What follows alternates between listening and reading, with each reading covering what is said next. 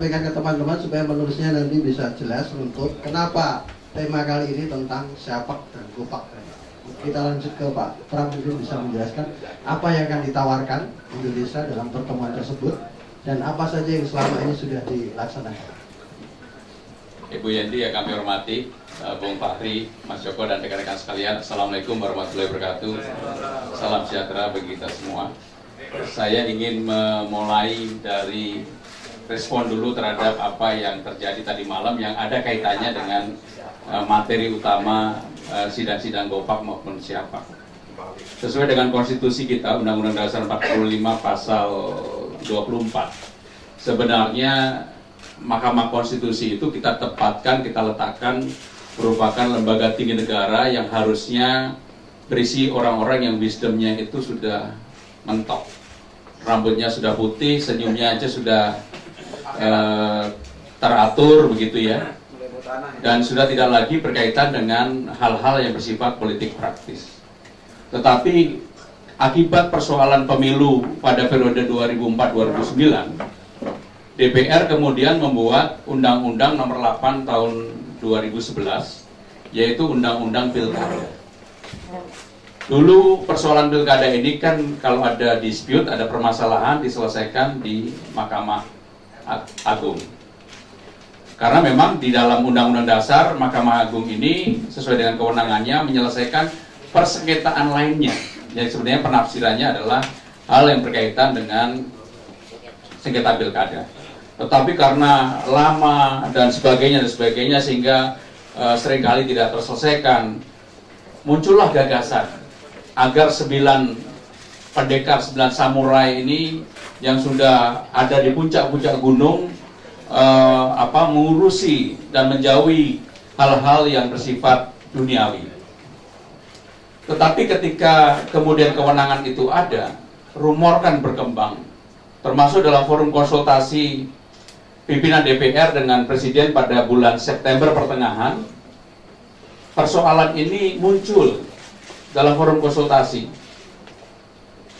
Kita tidak prejudice, tidak ingin menduga siapapun mengenai hal tersebut, sehingga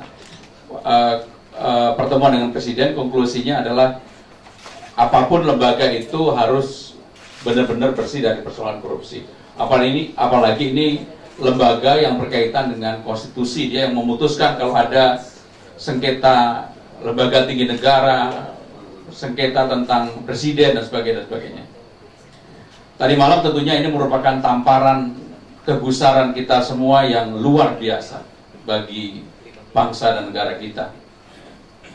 Apalagi kita sudah mau menyambut APEC, tentunya berita mengenai APEC terus terang di mata dunia tenggelam begitu saja dengan peristiwa tadi malam. Saya tidak bermaksud mendahului, mungkin teman-teman yang menjadi follower saya, mungkin saya adalah orang yang pertama kali nge-tweet tentang itu sebelum menjadi berita. Karena saya mendengar ini sudah lamat-lamat begitu ya, lamat-lamat bahasa Jawa, sayup-sayup gitu. Tapi saya sendiri tidak yakin tentang hal tersebut. Begitu saya nge-tweet jam 10, kemudian berita heboh setengah 11 dan jam 11 lah mulai heboh luar biasa. Saya cuma bilang apa yang saya tweet 1 jam sebelumnya itu ternyata benar. Kalau Bung Fahri mungkin nggak pernah bilang salut pada KPK, kalau saya bilang salut dengan KPK.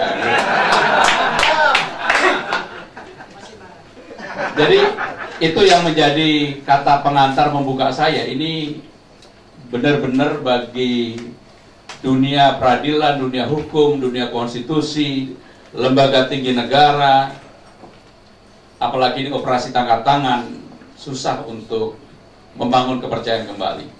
Maka dengan demikian kami telah mulai memikirkan apakah 9 samurai, 9 orang yang kita setengah dewakan ini yang dianggap orang-orang pintar, yang kemudian sekarang para politisi juga berlomba-lomba masuk ke sana, itu harus kita batasi, tidak lagi mengurus persoalan yang berkaitan dengan pilkada. Ini yang menjadi kegelisahan kita bersama. Nah, yang kedua kita masuk pada materi yang ada. Rekan-rekan sekalian, pada tanggal 23-24 Oktober kita akan mengadakan acara di Medan, yaitu conference Siapak dan Gopak. Apa yang menjadi tema-tema utama dalam conference tersebut? Yang paling utama adalah tentunya kita ingin memetakan peta korupsi di parlemen, di pemerintahan, di dalam dunia usaha, dan juga hal yang berkaitan dengan money laundering. Ini ahlinya, ini beliau ini. Karena sekarang ini yang namanya money laundering itu sudah menjadi lintas negara, dilakukan secara terstruktur, bahkan beberapa negara itu undang-undangnya memberikan ruang untuk terjadinya money laundering. Indonesia termasuk sebuah negara demokrasi yang hal yang berkaitan dengan money laundering ini cukup tegas dan cukup jelas. Saya ingin membagi beberapa poin apa yang menjadi peta rawan korupsi yang merupakan temuan antara kerjasama antara Bank Dunia dan KPK, yang ini belum, sebenarnya tidak untuk dipublish, tetapi ini menjadi pengetahuan kita. Dulu saya membayangkan bahwa peta utamanya itu di badan anggaran, terus terang aja. Karena ini menyangkut kewenangan yang begitu besar, kekuasaan yang begitu besar. Yang kedua tentunya di pengawasan. Ternyata yang ditemukan oleh Bank Dunia maupun KPK melalui forum FGD mereka, salah satu yang merisaukan saya pribadi, ya kemudian juga ini kita angkat dalam tema conference nanti, yaitu berkaitan dengan legislasi. Kalau di penganggaran, risikonya itu ada 3 poin, tiga kegiatan. Yang pertama adalah penyusunan pokok-pokok kebijakan fiskal dan kerangka ekonomi makro. Kedua, pembicaraan tingkat 1 dan pembahasan dan penetapan APBNP. Ini potensi di penganggaran. Potensi yang berkaitan dengan pengawasan, berkaitan dengan parameter pengawasan, akuntabilitas pengawasan, dan pengangkatan pejabat publik dan komisi negara. Ini kita bicara mengenai parlemen, ya, apa yang menjadi potensi. Sebenarnya bukan hanya parlemen di Indonesia, tetapi ini juga sebenarnya di parlemen di dunia kurang lebih sama. Maka ini diangkat menjadi tema. Nah, dalam hal legislasi ini ada 7 poin. Yang pertama adalah penyusunan materi prolegnas dan penyusunan rancangan undang-undang kepada badan legislasi. Yang kedua adalah pengharmonisasian rancangan undang-undang oleh badan legislasi. Yang ketiga adalah pembahasan daftar isian inventarisasi masalah. Yang keempat, perpanjangan pembicaraan tingkat 1, penundaan pengambilan keputusan. Yang kelima adalah persetujuan penolakan fraksi. Yang kelima adalah keenam, pengambilan keputusan. Dan yang terakhir adalah pengesahan undang-undang. Jadi kalau melihat peta rawan korupsi tadi, maka inilah yang kemudian diangkat untuk menjadi salah satu materi bahasan di dalam konferensi Siapak maupun Gopak.